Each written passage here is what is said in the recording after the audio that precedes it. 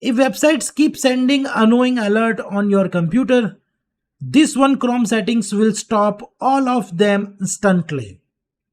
So keep watching. First of all, we are going to open Google Chrome. So friend, here you can see this is my Google Chrome browser, and here you simply click on this three dot icon which is available on the right hand top. And here you will see the settings part. You simply click on this settings. So friend, here you will see the left hand side, all menus are available. Okay. You simply click on this privacy and security. And then friend, you will get this privacy and security page. Then you click on site settings. So friend, you will see the site settings page is open now. You simply click on this pop-ups and redirects option which is available in bottom. You simply click on it, and then friend, you must select this one.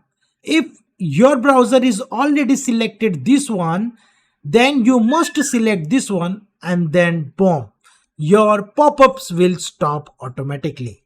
So friend, this is a tutorial which I want to share with you guys how you can stop pop-ups in your browser.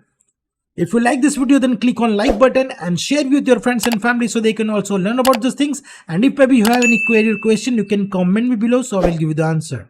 So friend, thank you for watching and stay tuned with me. We will meet in next video. Stay tuned.